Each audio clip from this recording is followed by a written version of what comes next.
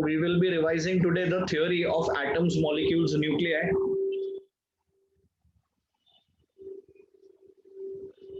अब इसमें देखिए सबसे पहले आता है आपका बोर्स पॉस्टुलेट्स। हम लोग डायरेक्टली थ्योरी पे जा रहे हैं। अभी हम लोग वो रुदरफोर्ड और वो गार्गर मार्सडेन ये सब नहीं कर रहे। We are going basically to the main part of the theory, we are attacking the actual questions of theory.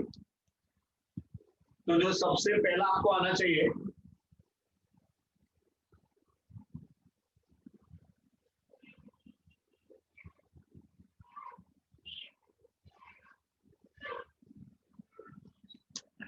That is your Bohr's postulates. तो ये बोर्स पॉस्टुलेट्स ऐसा चीज है जो आपको डेफिनेटली मालूम होना चाहिए। तो तीन पॉस्टुलेट। पॉस्टुलेट नंबर 1 कि जो इलेक्ट्रॉन है वो न्यूक्लियस के अराउंड सर्कुलर ऑर्बिट में घूमता है। सर्कुलर ऑर्बिट में घूमने के लिए, सर्कुलर मोशन के लिए आपको चाहिए centripetal force.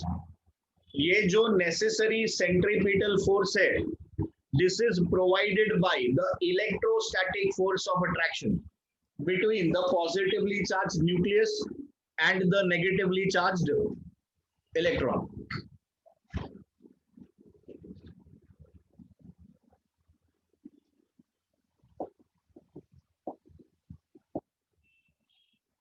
So Bohr's postulate, first postulate, तो हम मैथमेटिकली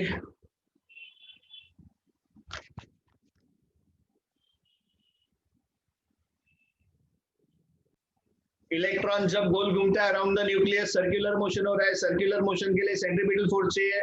ये centripetal force is a real force, it must be provided by somebody and it is provided by whom? It is provided by the electrostatic force of attraction. तो इसको हम लोग कैसे देते हैं? इसको हम लोग देते हैं mv² upon r।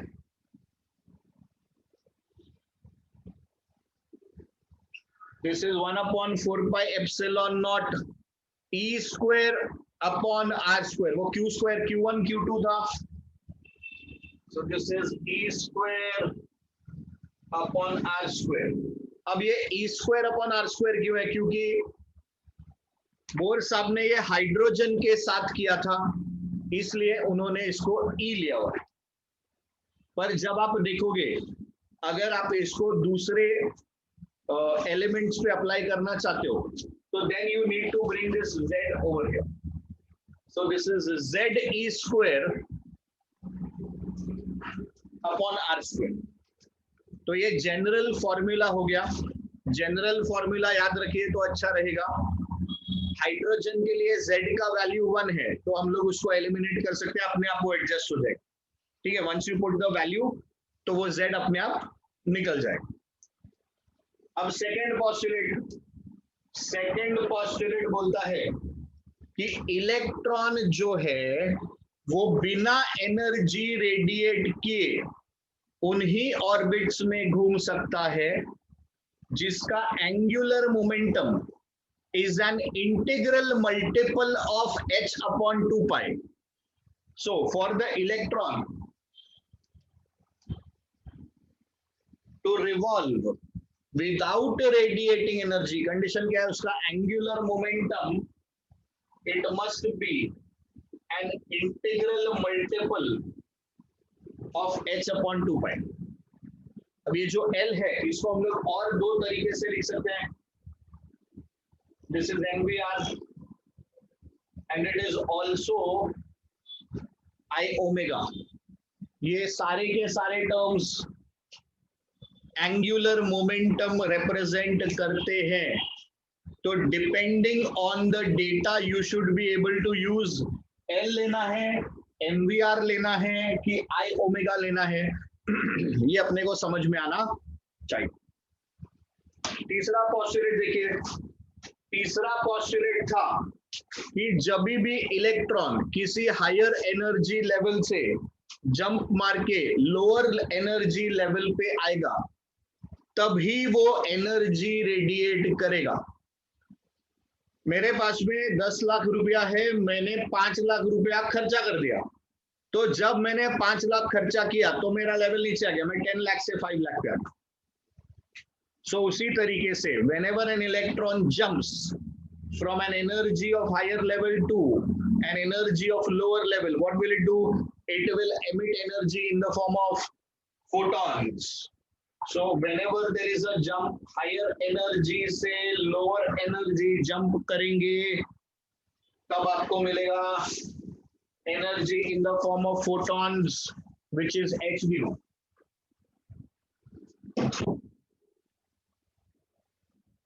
This h nu can also be written as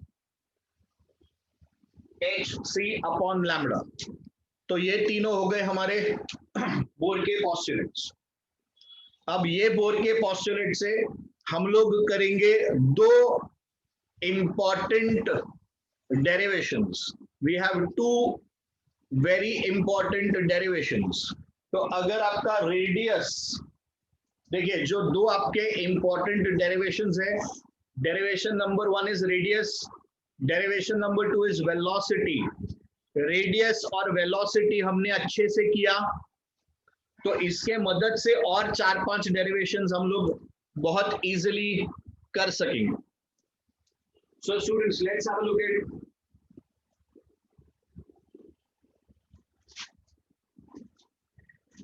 the derivation of radius.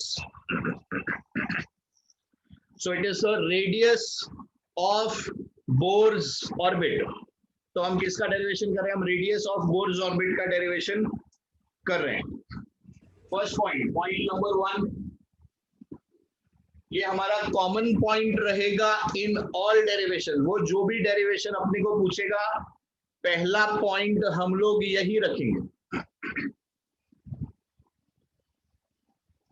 तो आपके पास न्यूक्लियस है,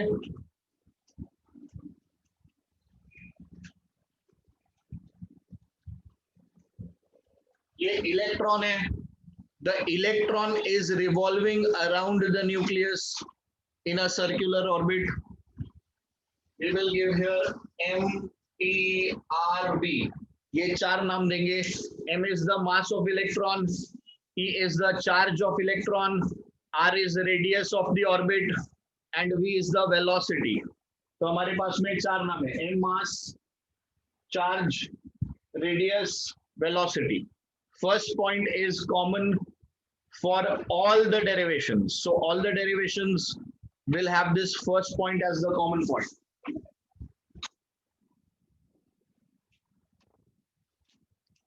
Point number 2.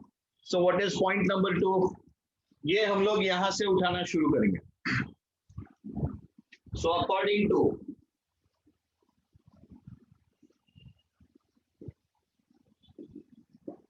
Bohr's first postulate या first Bohr's postulate. So according to the first Bohr's postulate, हमारे पास में है mv square upon r,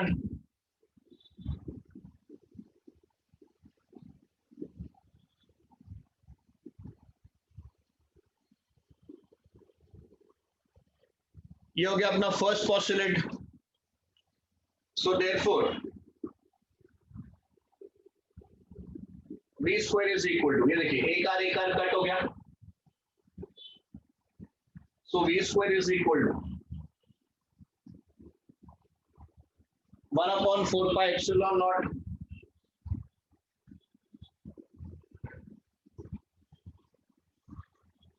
z e square, और ये m नीचे आ गया, तो this is z e square upon mr. चलिए पॉइंट नंबर 3, ये देखिए फर्स्ट पॉस्टुलेट हो गया. अभी हम सेकंड पॉस्टुलेट ले रहे हैं. So according to second Bohr's postulate, second Bohr's postulate में देखिए कैसे लिखेंगे.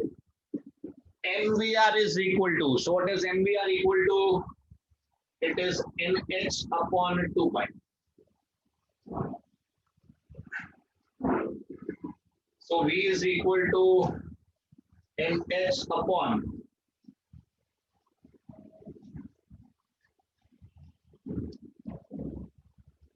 2 pi mr. अब ये मेरे पास V है, इसको स्क्वायर कर देंगे.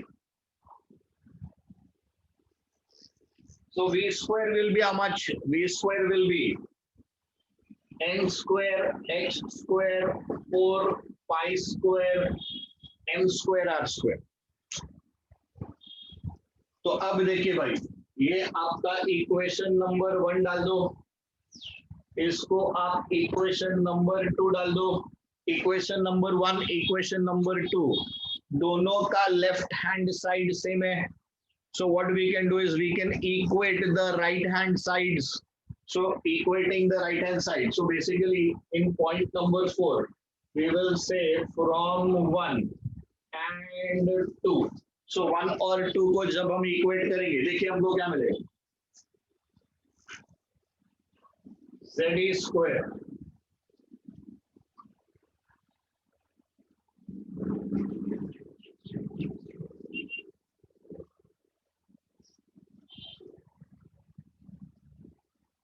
तो अपने पास है ये टर्म्स. लेट्स सी क्या क्या कट हो रहा है, उसको कट कर दो भाई. 4 पाई एम आर, इधर देखो 4 पाई एम आर, ये कट हो गया.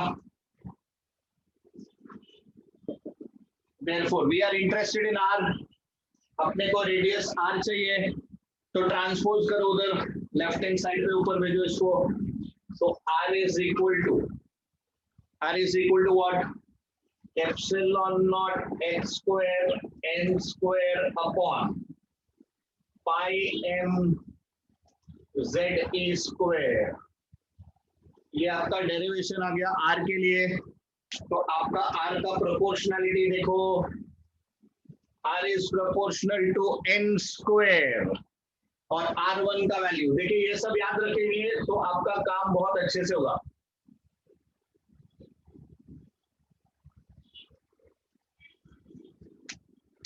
So 0.51 angstrom units, this is the value of R1.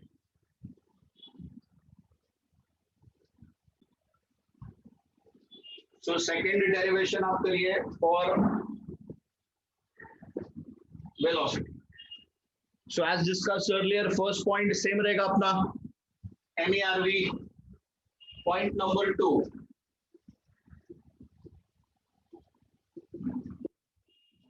According to second Bohr's postulate. तो अब यहाँ पर हमको वेलोसिटी चाहिए और वो बहुत इजीली हमको एमवीआर से मिल सकता है. So second postulate mvr, it is nh upon 2 pi. So therefore g is equal to nh upon 2 pi mr.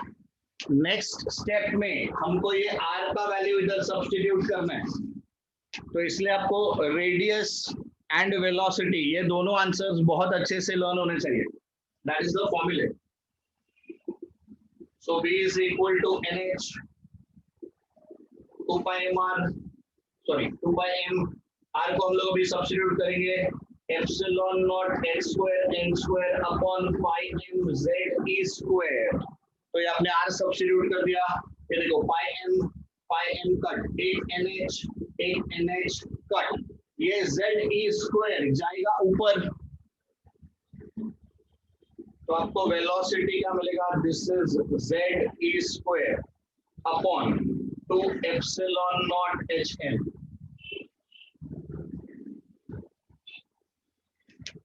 तो ये आपका वेलोसिटी आ गया 2 एप्सिलॉन नॉट hn, यानी इसका वेलोसिटी का प्रोपोर्शनैलिटी विद n क्या रहेगा, velocity is inversely proportional to n. So velocity का प्रोपोर्शनैलिटी देख लीजिए, it is inversely proportional to n. This is your velocity का आंसर, मतलब प्रोपोर्शनैलिटी विद n. v1 का वैल्यू किसी को याद है,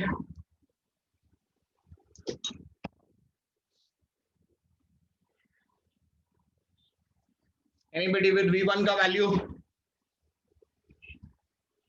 velocity of the first orbit when you put n equal to 1, बाकी सब वैल्यूज कांस्टेंट है, तो v1 का वैल्यू फिक्स रहता है. Very good Mansi, it is 2.18 10 raised to 6.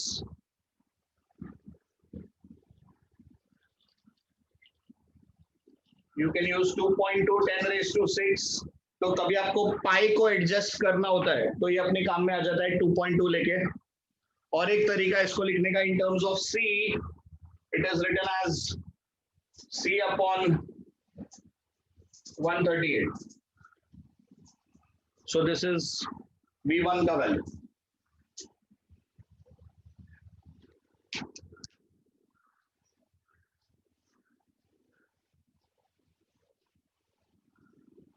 चलिए वेलोसिटी देख लीजिए विद द नेक्स्ट 4। तो जो नेक्स्ट 4 आपके डेरिवेशंस है वो कैसे आएंगे, ये दोनों फॉर्मूले की मदद से। सो पहला आपका डेरिवेशन रहेगा angular velocity. Angular velocity is omega. Now please give me a relationship between v, omega and r। v, r, omega, ये तीनों में एक रिलेशन बताइए।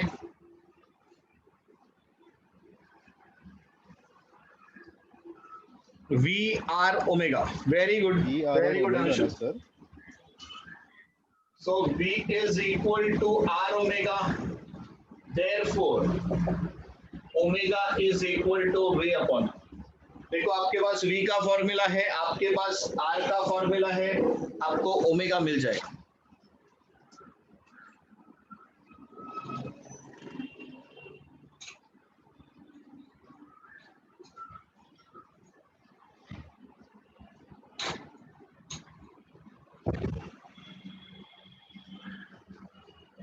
So next is the frequency of revolution. ये जो इलेक्ट्रॉन घूम रहा है इसकी फ्रीक्वेंसी क्या है, तो ये स्टार्ट यहीं से होगा। So v is equal to r omega.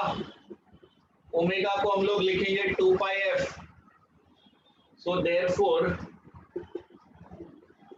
f is equal to v upon 2 pi.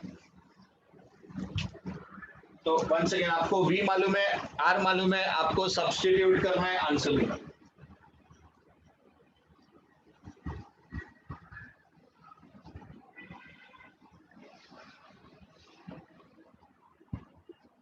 Frequency मिल जाएगा तो टाइम पीरियड निकाल सकते हैं। सो टाइम पीरियड के लिए generally what students learn is f को आप इधर उल्टा कर दोगे, पर उल्टा तो तब करोगे तब जब आपको v और r आएगा। तो जनरली आप v और r छोड़कर आप सोचते हो हाँ टाइम पीरियड है तो मैं फ्रीक्वेंसी को उल्टा करके निकालूंगा, डेफिनेटली निकाल सकते हैं। बट जब तक आपको v और r नहीं आएगा तब तक मुश्किल है भाई। तो ओमेगा को हम लोग लिखेंगे 2 pi upon capital T, transpose कर दीजिए, टी जाएगा ऊपर, v आएगा नीचे। सो this is 2 pi r upon v। So one second, इधर भी हमको r और v आना चाहिए। लास्ट चीज जो इधर आपको मालूम होना चाहिए दैट इज सेंट्रीपिटल एक्सेलरेशन। तो सेंट्रीपिटल एक्सेलरेशन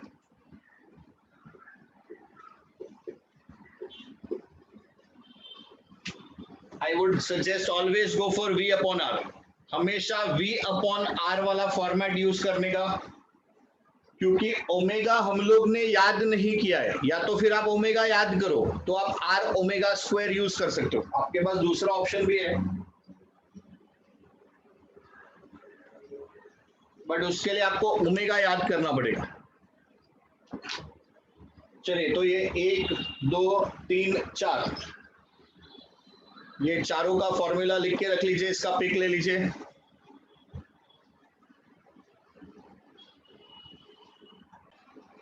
चलिए, so let's begin with energy वाला derivation.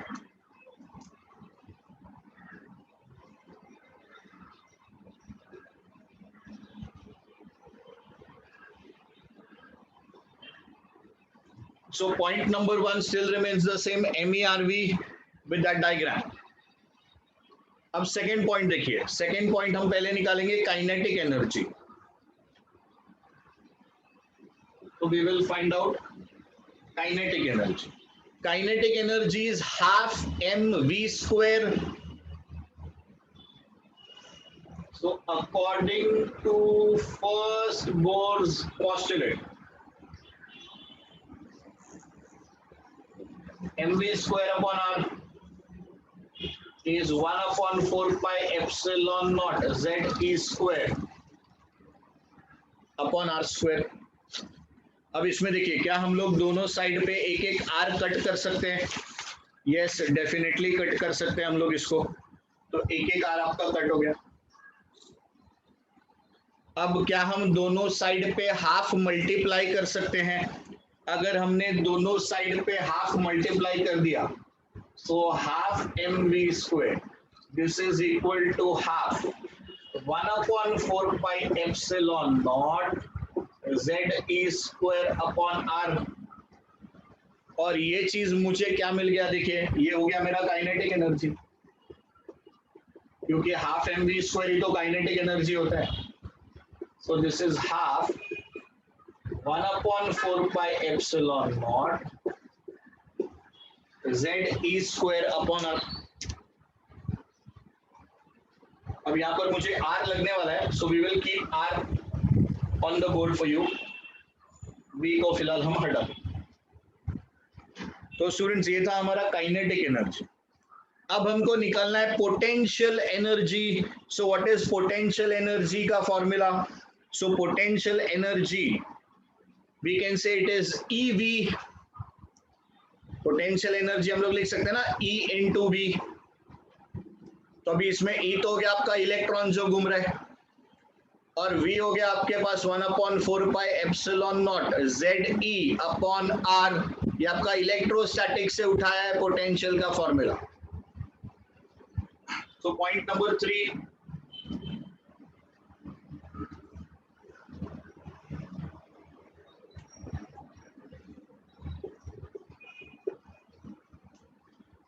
we will calculate potential energy. तो potential energy it is equal to charge of the electron negative, ये हो गया आपके पास V, so हो गया minus E 1 upon 4 pi epsilon not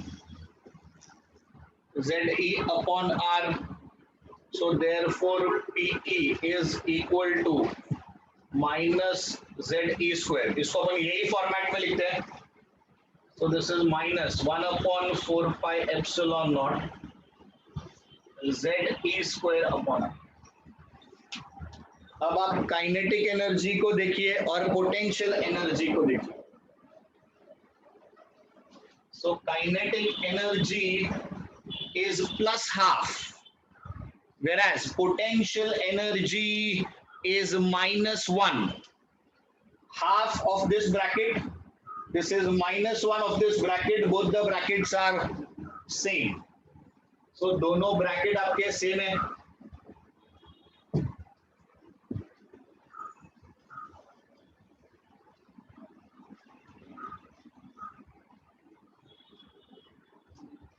चलिए, आर फिलहाल अपन ने हटा दिया है, जब जरूरत पड़ेगा तो सब्स्टिट्यूट करेंगे। सो काइनेटिक एनर्जी मिल गया, पोटेंशियल एनर्जी मिल गया, अब हम टोटल एनर्जी निकालेंगे। So step 4, total energy it is kinetic energy plus potential energy. So kinetic energy plus potential energy कैसे मिलेगा आपको? ये this is plus half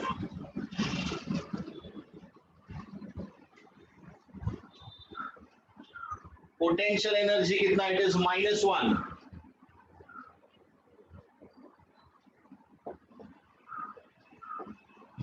so plus half minus 1, अपने पास बचेगा माइनस हाफ।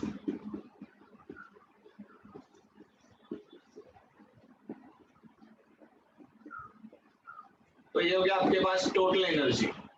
अब इसके रिलेशनशिप्स देख लीजिए, टोटल एनर्जी और काइनेटिक एनर्जी को देखिए, ये सब एमसीक्यूज के लिए इंपॉर्टेंट है भाई। So TE is equal to KE with the minus sign. Very good Tushar. TE is half of the potential energy, so TE is equal to half PE। या you can say PE is equal to 2 times the total energy. तो TE आ गया। अब देखिए हमको क्या करना है, इसके अंदर हम लोग R सब्स्टिट्यूट करेंगे। सो दिस इज माइनस 4 2 से 8 pi epsilon not ZE square. R is equal to epsilon naught x square n square upon pi m z e square। तो ये आपने R सब्स्टिट्यूट कर दिया। एक बार आपने R सब्स्टिट्यूट कर दिया, आप देखिए आपका काम हो गया, पाई और पाई निपट गया, और कुछ कट हो रहा है क्या? सो E is equal to minus m z square e raised to 4 upon 8 epsilon naught square x square।